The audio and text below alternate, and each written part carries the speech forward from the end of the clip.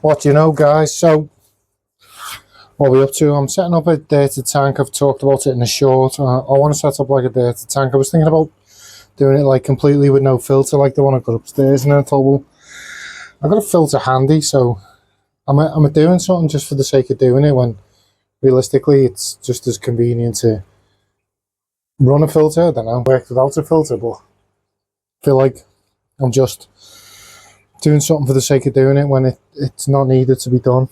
I don't know, I've always been interested in getting as close to nature as we can, but right, organic topsoil going in. What you'll notice about this topsoil is it looks different to all the other topsoil that everyone uses. It's organic, and what I've done is I've remineralised it in the summer. I've been putting it outside. It's been outside, I've been letting it get wet, dry, and hopefully that's burnt all the heavy stuff off. I know you see a lot of people on the internet talking about putting compost in there. Ask them why they put compost in there. If they say it's for nutrients, they don't know what they're talking about. I'm sorry, but there's absolutely no need to be putting compost. It's a soil additive for reducing nutrients, for adding nutrients to soil. It's not a soil, is it? Compost. It's high organics to, get nutrients into a soil, but we're not growing vegetables. We don't need loads of nutrients. The ideal fertiliser for a low-tech tank is fish food. That's why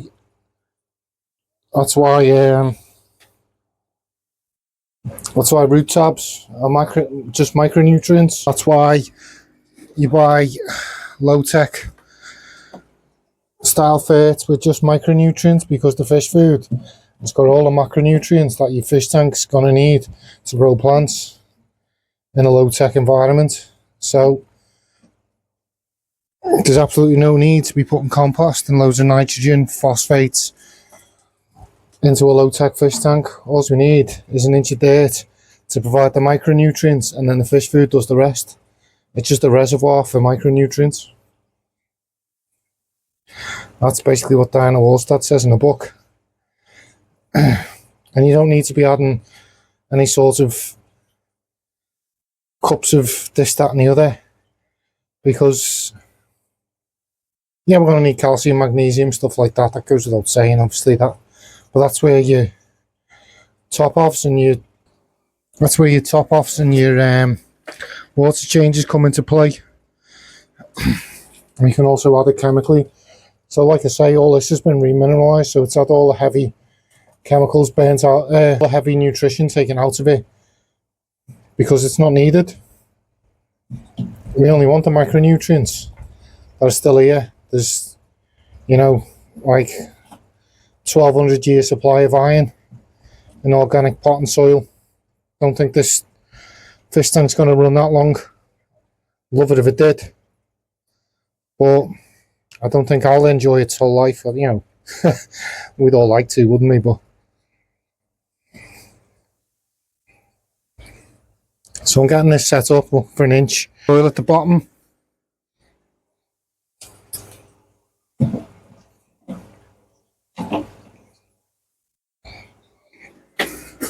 Remineralization's talked in the Walstad Method book. It also says in the Walstad Method book that adding supplements is absolutely unnecessary. So there's that. And I tend to stick with the textbook, because I was practicing the textbook a long time before a lot of the other things were preached. So like I say, what we're doing now is we're building up a reservoir of micronutrients. So this will break down. What we need to understand, what actually is going to happen, is the bacteria that lives in a filter, don't you? That bacteria that lives in a filter, once this gets wet underwater, the bacteria is going to start breaking down the nutrients in the soil. And these nutrients, these bacteria, they're going to need oxygen. Like when you're eating, you're going to start breathing heavy when you eat, because you're metabolizing. And that's what your bacteria is going to do. And it's going to start releasing ammonia and CO2. And then the byproduct of that is mulm. And those mulms, that mulm contains micronutrients. That's the theory. And it seems to work for me over and over again, so.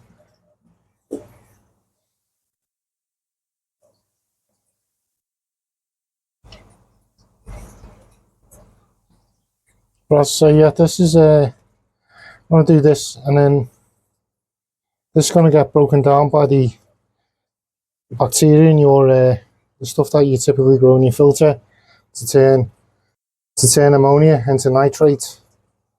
But in our system, it's going to break the soil down into ammonia, and then obviously it's going to use oxygen to do that, and then it's going to release CO2 and ammonia, and the plants will use the CO2 and ammonia to feed.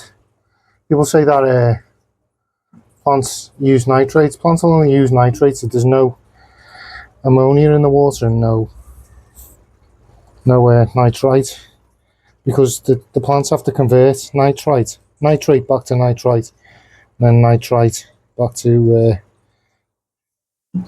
ammonia to use it, and that conversion process costs the plant energy, so it doesn't make sense. It doesn't make sense for a plant to use energy to make energy, does it? So there we go. Soil's in. It's about an inch. And I'm going to add an inch of cap to the top. So there's your soil all in. As I say, all you need to know is it's organic topsoil.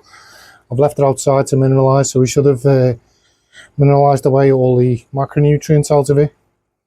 As I say, we don't really need these, and down in Walstad does mention remineralising soil in the garden, letting it get wet, dry. This pea gravel is a different colour to the one I normally use. It's almost like a quartz.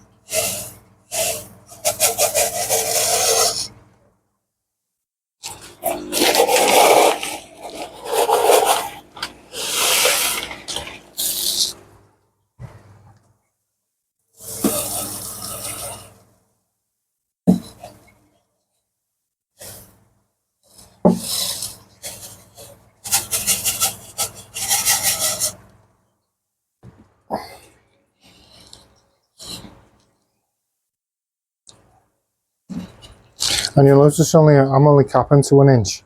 I know I got a lot of comments saying I need 2 inches of sand.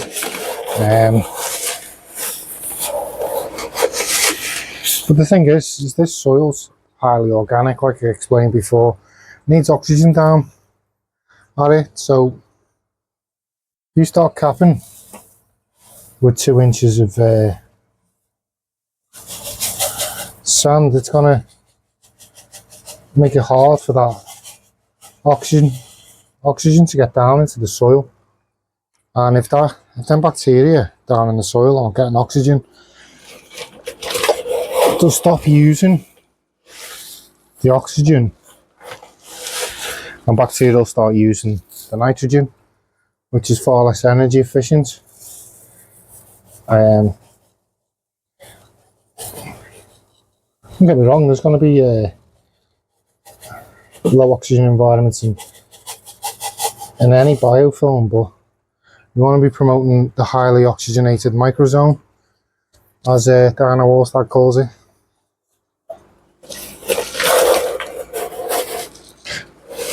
Because that's what's going to be processing our fish food into nutrients for the plants, and that's what That's what creates our ecosystem.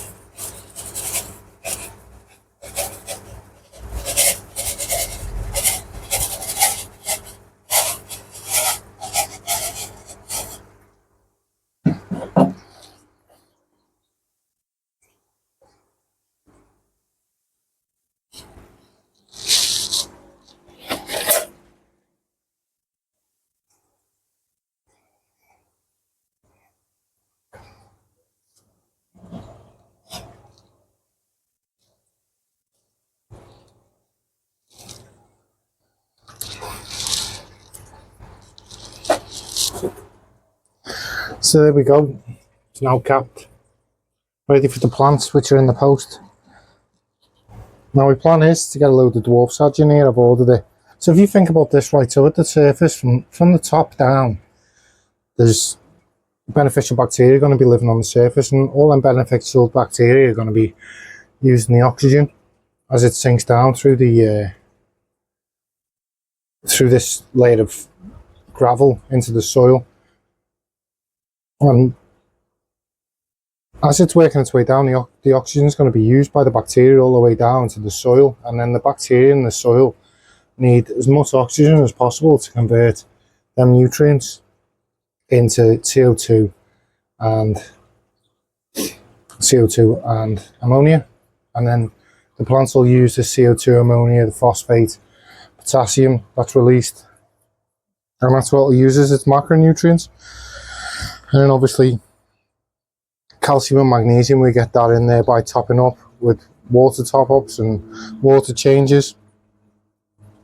And we can also make stock solutions and add them if our tap water is deficient in KH. But I use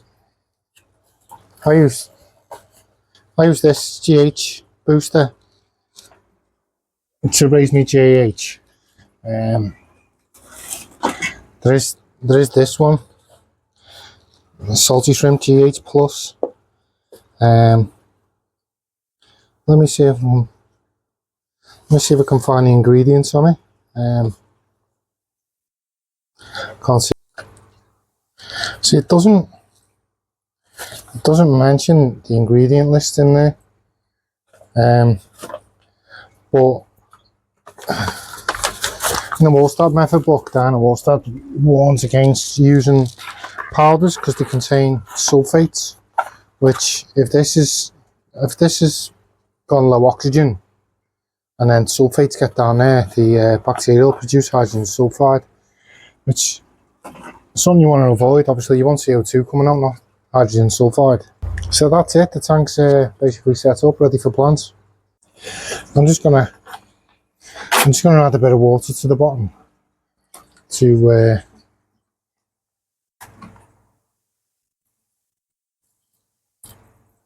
remember I've got spare gravel on hand, so if anything goes P-tong with this, then I can just cap it with a little extra gravel. Ain't no big deal. But if you've used all your gravel doing this and then you breach the cap, then you got yourself a little bit of a problem you need a solution to, like that.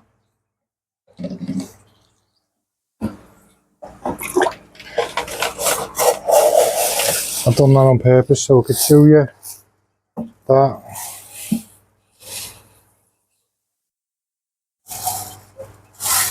And just cap it.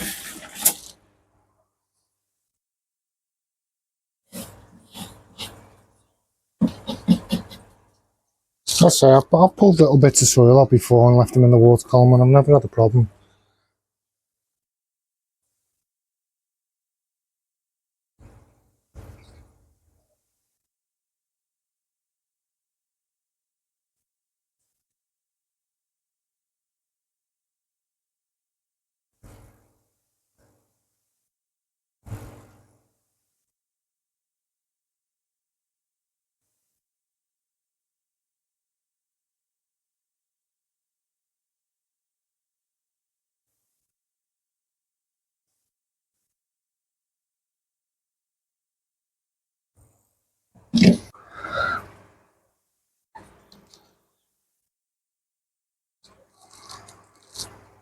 So there we go, guys, that's the dirt and that's the cap added. So we're just waiting on the plants to come. I've ordered like a variegated marble queen, Amazon sword. That's going to go in here. I'm thinking of popping a crenum tyanum. I ordered it as a crenum natans, got it from Australia and shipped all the way from Oz. I got it looks like a crenum tyanum.